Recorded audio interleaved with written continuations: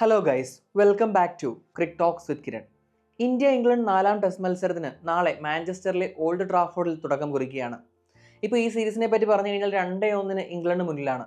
നമ്മൾ ഈ ഒരു സീരീസ് മൊത്തത്തിൽ നോക്കുമ്പോൾ സത്യം പറഞ്ഞാൽ ഈ ഒരു 2-1 എന്ന് പറയുന്ന ഒരു സ്കോർ ലൈൻ എന്ന് പറയുന്നത് തീർച്ചയായിട്ടും ഇന്ത്യക്ക് ഒരുപാട് നിരാശകൾ നൽകുന്നതാണ്. അതിന് കാരണം എന്ന് പറഞ്ഞു കഴിഞ്ഞാൽ ഈ ഒരു സീരീസിൽ നമ്മൾ ഹോൾ നോക്കിക്കഴിഞ്ഞാൽ ഇന്ത്യക്ക് വേണമെങ്കിൽ 3-0 വരെ വരാനുള്ള അവസരം ഉണ്ടായിരുന്നു. പക്ഷേ അവർക്ക് നേടാൻ കഴിഞ്ഞത് ഒരു വിജയം മാത്രമാണ്. ഇംഗ്ലണ്ടിന്റെ കാര്യം പറഞ്ഞു കഴിഞ്ഞാൽ മത്സരത്തിൽ ഏകദേശം ഇപ്പോൾ 2 മത്സരം നോക്കിയാലും ഒരു 60% പിന്നിൽ നിന്നിട്ട് അവർക്ക് 2 മത്സരങ്ങൾ വിജയം പിടിച്ചെടുക്കാനായി എന്നുള്ളതാണ് അവരെ സംബന്ധിച്ച് ഏറ്റവും വലിയ കാര്യം. ഇപ്പൊ ആദ്യത്തെ മത്സരം നമ്മൾ പലതവണ പറഞ്ഞു. ഇപ്പൊ ആദ്യത്തെ ടെസ്റ്റിൽ ഇന്ത്യ തോറ്റതിന് കാരണം എന്ന് പറഞ്ഞു കഴിഞ്ഞാൽ ആ ഉണ്ടായ കൂട്ടത്തകർച്ചയും അതുപോലെ തന്നെ പിന്നെ ആ ഒരു ഫീൽഡിംഗിൽ ഉണ്ടായ പ്രശ്നങ്ങളുമാണ്.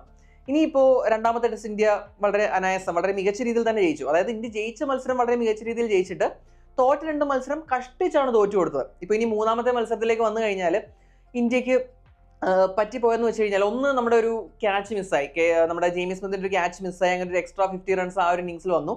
എന്നിട്ട് അത് മാത്രമല്ല, ഇപ്പോൾ ഒരു 4ാമത്തെ ഇന്നിങ്സിലേക്ക് വന്നു കഴിഞ്ഞപ്പോൾ അപ്പോൾ അവസാനം ജഡേജ, ബുംറ, സിറാജ് അവർ കാണിച്ച ഒരു ഫൈറ്റ് ബാക്ക് ഇന്ത്യയുടെ മുൻനിരയ്ക്ക് കാണിക്കാൻ കഴിഞ്ഞില്ല. കാരണം അവരെ ഒരു സബ്പാർ ടോട്ടൽ ഒതുക്കിയിട്ട് 200 താഴെ മാത്രമായിരുന്നു ഇന്ത്യക്ക് 4ാം ഇന്നിങ്സിലെ വിജയലക്ഷ്യം എന്ന് പറയുന്നത്. പക്ഷേ ആ ഒരു സ്കോർ ചേസ് ചെയ്യാനായിട്ടുള്ള ഒരു ഗ്രിറ്റ് ആ ഒരു മുൻനിരയ്ക്ക് കഴിഞ്ഞില്ല. അപ്പോൾ നമ്മൾ അവിടെ എടുത്തു പറയേണ്ടത് ബെൻ സ്റ്റോക്സിന്റെ ആ ഒരു ലോങ് ടയറിംഗ് സ്പെല്ലുണ്ട്. അതുപോലെ തന്നെ തുടക്കം തന്നെ ജയ്സ്വാളിന്റെ വിക്കറ്റ് വീഴ്ത്തിയ ആർച്ചറുണ്ട്. അപ്പോൾ അങ്ങനെ പല കാര്യങ്ങളും നമ്മൾ ഇംഗ്ലണ്ടിന്റെ കാര്യം പറയുമ്പോൾ നമ്മൾ എടുത്തു പറയേണ്ടതായിട്ട് വരും. പ്രത്യേകിച്ച് ആ ബെൻ സ്റ്റോക്സിന്റെ ആ ഒരു 10 ഓവർ സ്പെല്ലുകൾ എന്ന് പറഞ്ഞു കഴിഞ്ഞാൽ ടെസ്റ്റിൽ ഭയങ്കര ഡിഫിക്കൽട്ടാണ്. അത്രയും സ്റ്റാമിനയും അത്രയും ഇത് വേണ്ട അത്രയും ടയറിംഗ് ആയിട്ടുള്ള സ്പെല്ലുകളാണ് ബെൻ സ്റ്റോക്സ് വളരെ മനോഹരമായിട്ട് മുന്നിൽ നിന്ന് നയിച്ചുകൊണ്ട് എറിഞ്ഞത്. അപ്പോൾ ഇന്ത്യയെ സംബന്ധിച്ച് ഞാൻ തുടക്കത്തിൽ പറഞ്ഞ പോലെ ഒരു 2-1 സ്കോർ ലൈൻ എന്ന് പറഞ്ഞു കഴിഞ്ഞാൽ തീർച്ചയായും ഒരു നിരാശാജനകമാണ്. ഇനി 4ാമത്തെ മത്സരത്തിലേക്ക് വരുമ്പോൾ ഇഞ്ചുറിയുടെ പ്രശ്നങ്ങളുണ്ട്. അതായത് നിതീഷ് കുമാർ റെഡ്ഡി ഈ സീരീസിൽ നിന്ന് തന്നെ പരിക്ക് മൂലം പുറത്തായി കഴിഞ്ഞു. അതുപോലെ തന്നെ പരിക്ക് മൂലം ആകാശ് ദീപ് കളിക്കില്ല.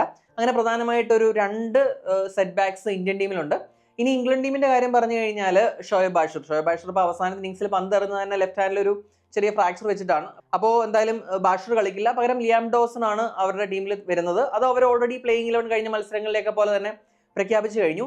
ഇനി ഇന്ത്യൻ ടീമിന്റെ കാര്യത്തിലേക്ക് വന്നു കഴിഞ്ഞാൽ ഇപ്പോൾ കഴിഞ്ഞ മത്സരത്തിൽ ബോൾ കൊണ്ട് ലോർഡ്സിൽ നല്ല രീതിയിൽ പെർഫോം ചെയ്യാൻ നിതീഷ് കുമാർ റെഡ്ഡിക്ക് കഴിഞ്ഞു. അപ്പോൾ നിതീഷിന് ഈ മത്സരത്തിൽ നല്ല ഈ സീരീസിൽ ഇനി കളിക്കാൻ കഴിയില്ല. ആകാശ് ദീപിന്റെ കാര്യം പറഞ്ഞു കഴിഞ്ഞാൽ ഇന്ത്യ ജയിച്ച മത്സരത്തിൽ വളരെ മികച്ച രീതിയിൽ 10 വിക്കറ്റ് ഹോള് നേടിയ താരമാണ്. അപ്പോൾ അവരെ റീപ്ലേസ് ചെയ്യുക എന്നുള്ളതാണ് ഇന്ത്യയുടെ ഏറ്റവും വലിയൊരു ചലഞ്ച് എന്ന് പറയുന്നത്. ഇപ്പോൾ ബുംറ 3ാമത്തെ മത്സരം കളിച്ച ബുംറ തീർച്ചയായിട്ടും 4ാമത്തെ മത്സരം കളിക്കും. പിന്നെ ഋഷഭ് പന്തിന്റെ കാര്യത്തിൽ ചെറിയൊരു ഇഞ്ചുറി ഇഷ്യൂ ഉണ്ടായിരുന്നു, ആ ഫിംഗർ ഇഞ്ചുറി. അത് വെച്ചിട്ടാണ് ഋഷഭ് പന്ത് 3ാമത്തെ ടെസ്റ്റിൽ ബാറ്റ് ചെയ്തത്. പക്ഷേ ശുഭ്മാൻ ഗിൽ പറഞ്ഞതനുസരിച്ചിട്ട് എന്തായാലും ബുംറ ഈ മത്സരം കളിക്കും. അപ്പോൾ ഇനി പകരം അവരുടെ ടീമിലേക്ക് അൻഷുൽ കമ്പോജിനെ ആഡ് ചെയ്തിട്ടുണ്ട്. അപ്പോൾ ആകാശ് ദീപിന് ഇഞ്ചുറി ഇഷ്യൂ വന്നതോടെ അൻഷുൽ കമ്പോജ് ഡെബ്യൂ ചെയ്യാനായിട്ടുള്ള ചാൻസ് കൂടുതലാണ്. ഇപ്പോൾ അർഷദീപിനും ഓൾറെഡി ഇഷ്യൂ ഉണ്ട്. അർഷദീപിനും പരിക്ക് കാരണം അർഷദീപിനും ഈ മത്സരം കളിക്കാൻ കഴിയില്ല. അപ്പോൾ അർഷദീപ് പോയി, ആകാശ് ദീപ് പോയി.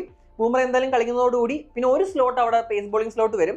അവിടെ ഇന്ത്യക്ക് 2 ഓപ്ഷനുകളാണുള്ളത്. ഒന്ന് അൻഷുൽ കമ്പോജാണ്. അൻഷുൽ കമ്പോജിനെ റീസെന്റ് ആയിട്ടാണ് ടീമിലേക്ക് ആഡ് ചെയ്ത് രഞ്ജി ട്രോഫിയിലൊക്കെ നല്ല പെർഫോമൻസ് നടത്തിയിട്ടുള്ള താരമാണ്. പിന്നീടുള്ളൊരു ഓപ്ഷൻ പ്രസിദ്ധ് കൃഷ്ണയാണ്. അപ്പോൾ ഇതിൽ 2ൽ അൻഷുൽ കമ്പോജ് ഡെബ്യൂ ചെയ്യാനായിട്ട് അരങ്ങേറ്റം കുറിക്കാനായിട്ട് വളരെ വലിയ സാധ്യതയാണുള്ളത്.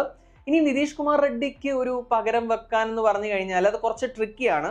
ഇനിയിപ്പോൾ അവരുടെ ഉള്ള ഓപ്ഷൻ എന്ന് പറഞ്ഞു കഴിഞ്ഞാൽ ഈ ഷർദുൽ താക്കൂർ എന്ന് പറയുമ്പം നിതീഷിനെ പറ്റി പറയുമ്പോൾ ഒരു ബാറ്റിംഗ് ഓൾറൗണ്ടറാണ്. ഇപ്പോൾ പകരം വെക്കാനുള്ള ഷർദുൽ താക്കൂർ എന്ന് പറയുമ്പോൾ ഒരു ബോളിംഗ് ഓൾറൗണ്ടറാണ്. പിന്നീട് ഒരു പ്യുവർ ബാറ്റർ ഓപ്ഷനിലേക്ക് നോക്കിക്കഴിഞ്ഞാൽ ധ്രുവ് ജുറലിനാണ് ഞാൻ കൂടുതൽ സാധ്യത കാണുന്നത്. അത് വേറൊന്നും കൊണ്ടല്ല, ഇപ്പോൾ ധ്രുവ് ജുറലിനാവുമ്പോൾ ആ ഒരു നിതീഷ് കുമാർ റെഡ്ഡിയുടെ സ്ലോട്ടിലേക്ക് ഏകദേശം നമുക്ക് പ്രോപ്പറായിട്ട് സ്ലോട്ട് ചെയ്യാൻ പറ്റും.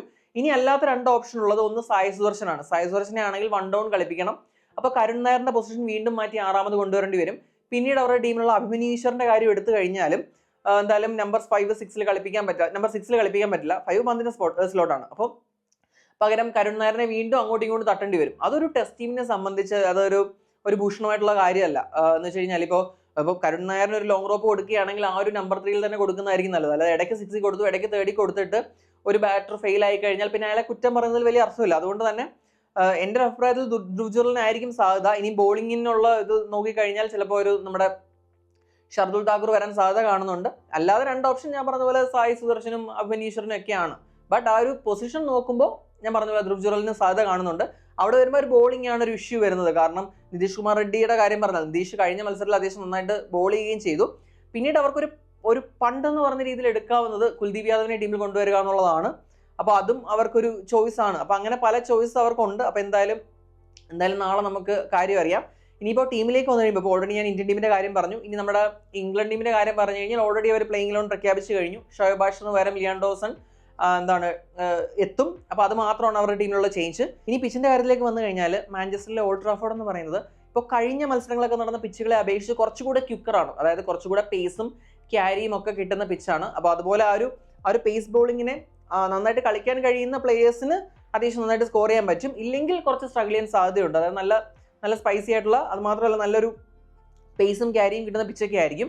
ഇനി കാലാവസ്ഥയുടെ കാര്യത്തിലേക്ക് വന്നു കഴിഞ്ഞാൽ നമുക്കറിയാലോ, ഇംഗ്ലീഷ് വെതർ ആണ്, നമുക്ക് ഒരു കാലത്ത് വിശ്വസിക്കാൻ കഴിയില്ല. അപ്പോൾ ആ ഒരു പാസിംഗ് ഷവേഴ്സിന് സാധ്യതയുണ്ട്. പ്രത്യേകിച്ച് ഒന്നാം ദിവസമായാലും അതുപോലെ തന്നെ രണ്ടാം ദിവസമായാലും ഒക്കെ മഴയ്ക്ക് ചെറിയ സാധ്യത കാണുന്നുണ്ട്. എന്തായാലും അത് റിസൾട്ടിനെ ഒന്നും അഫക്റ്റ് ചെയ്യുന്ന രീതിയിൽ പോവില്ല എന്ന് നമുക്ക് വിശ്വസിക്കാം. അപ്പോൾ അതൊക്കെയാണ് നമുക്ക് ഈ ഒരു 4ാമത്തെ ടെസ്റ്റിന്റെ ഒരു പ്രിവ്യൂ എന്നുള്ള രീതിയിൽ പറയാനുള്ളത്. അപ്പോൾ എന്തായാലും 2-1 എന്ന നിലയിൽ നിൽക്കുകയാണ് ഈ ഒരു സീരീസ് എന്ന് പറയുന്നത്. ഈ ഒരു സീരീസ് എന്ന് പറയുന്ന ഒരു ക്രിക്കറ്റ് ഫാനെ സംബന്ധിച്ച് വളരെ റിവെറ്റിംഗ് ആയിട്ടുള്ള, വളരെ എൻഗേജിങ് ആയിട്ടുള്ള ഒരു സീരീസ് ആണ് ഇതുവരെ. കാരണം എന്ന് വെച്ച് കഴിഞ്ഞാൽ ഇപ്പോൾ നമുക്കറിയാം, ഇപ്പം ഞാൻ തുടക്കത്തിൽ പറഞ്ഞ പോലെ ഇന്ത്യ 3-0 മുന്നിലെത്തേണ്ടതായിരുന്നു, എത്തിയില്ല. 2 മത്സരങ്ങൾ ഇംഗ്ലണ്ടാണ് ജയിച്ചത്. അതായത് വിട്ടുകൊടുക്കില്ല. അപ്പോൾ പുറയിലായാലും വിട്ടുകൊടുക്കാതെ അവസാന നിമിഷം വരെ പിടിച്ചു നിൽക്കുന്നത് കൊണ്ട് തന്നെ എന്നിട്ട് അവസാന നിമിഷം അവർക്ക് ആ ഒരു മത്സരം അവരുടെ രീതിയിലാക്കാൻ കഴിയുന്നുണ്ട്. ഇപ്പോൾ ആദ്യത്തെ മത്സരം നോക്കിക്കഴിഞ്ഞാൽ ഒരു അറൗണ്ട് 60% ഓഫ് ടൈം ഇന്ത്യ തന്നെയായിരുന്നു മുമ്പിൽ. എന്നാൽ അവർ വിട്ടുകൊടുത്തില്ല, അവസാനം അവർ വിജയം പിടിച്ചെടുത്തു. ഇപ്പോൾ ആ ഒരു അണ്ടർ 200 ടാർഗറ്റ് വന്നു കഴിഞ്ഞപ്പോൾ ഇന്ത്യ അനായാസം ചേസ് ചെയ്ത് വിജയിക്കുമെന്നൊക്കെ ഒരുപക്ഷെ പലരും കരുതിയതാണ്. എന്നാൽ അവർ മത്സരം തിരികെ പിടിക്കാനുണ്ടായത്. അപ്പോൾ ഞാൻ എപ്പോഴും ഈ ഒരു സീരീസ് പറഞ്ഞപ്പോൾ ഞാൻ ഉപയോഗിച്ചൊരു കമ്പാരിസൺ അല്ലെങ്കിൽ ഒരു അനാലജി എന്ന് പറയുന്നത് ഒരു ബോക്സിംഗ് മത്സരം പോലെയാണ്. ഒരു പഞ്ച്, എതിർ പഞ്ച്, അങ്ങനെ ക്ലോസ്ലി ഫോട്ട് ആയിട്ടുള്ള സീരീസ് ആണ്. ഇപ്പോൾ 3ാമത്തെ മത്സരത്തിലേക്ക് വന്നു കഴിഞ്ഞാൽ കുറച്ച് ബാൻഡർ, ഇപ്പോൾ ആ സാക്രൗളിയുടെ ആ ഒരു ഓവർ, അപ്പോൾ കുറച്ച് ആ ഒരു സ്ലെഡ്ജിങ്ങും സംഭവങ്ങളും ആ ഒരു സ്റ്റേഴ്സും ഒക്കെ ആയിട്ട് അത് കുറച്ചുകൂടി ഒരു എൻഗേജിങ് ആയി. അതുപോലെ പിന്നെ നെവർ എൻഡിങ് ആയിട്ടുള്ള ഒരു ഡ്യൂക്സ് ബോളിന്റെ ഒരു സാഗ എന്ന് വെച്ച് കഴിഞ്ഞാൽ പലതവണ ഇപ്പോൾ 2 ടീമുകളും ബോൾ കുറച്ച് ഓവർ ആകുമ്പോഴേക്കും ബോൾ മാറ്റണം എന്ന് പറഞ്ഞിട്ട് ആ ഒരു ആവശ്യവുമായിട്ട് അമ്പയർമാരെ സമീപിക്കുകയും അങ്ങനെ നിരവധി ഡ്രാമാസും എക്സൈറ്റ്മെന്റും ഒക്കെ നിറഞ്ഞൊരു സീരീസാണ് നമുക്ക് ഇതേവരെ 3 മത്സരങ്ങൾ കിട്ടിയത്. ഇനി ഒരു 2 മത്സരങ്ങൾ മാത്രമേ ബാക്കിയുള്ളൂ. ഇത് സീരീസ് ഓൺ ദ ലൈനാണ്. ഈ മത്സരം ഇംഗ്ലണ്ട് വിജയിച്ചു കഴിഞ്ഞാൽ ഇംഗ്ലണ്ട് ഈ പരമ്പര സ്വന്തമാക്കും. സമനിലയായാലും സീരീസ് ഇംഗ്ലണ്ടിനോടൊപ്പം പോകും. ഇനി ഇന്ത്യ ഒപ്പം എത്തിക്കഴിഞ്ഞാൽ അതിൻ്റെ 5ാം മത്സരത്തിൽ ഒരു ബ്ലോക്ക് ബസ്റ്റർ ഫിനാലെ എന്നൊക്കെ പറയുന്ന രീതിയിലേക്ക് ഈ ഒരു സീരീസ് പോകും. അതുകൊണ്ട് തന്നെ ഒരു ഭയങ്കര എൻഗേജിങ് ആയിട്ടുള്ള വളരെ എഡ്ജ് ഓഫ് ദ സീറ്റ് ആയിട്ടുള്ള ഒരു മത്സരം തന്നെ ലഭിക്കട്ടെ എന്ന് നമുക്ക് പ്രതീക്ഷിക്കാം. അപ്പോൾ ഈ മത്സരത്തെക്കുറിച്ചുള്ള നിങ്ങളുടെ പ്രതീക്ഷകളൊക്കെ തീർച്ചയായിട്ടും കമന്റ് ചെയ്യുക. അടുത്തൊരു വീഡിയോയുമായിട്ട് ഉടൻ തന്നെ കാണാം. Thanks for watching cric talks with Kiran.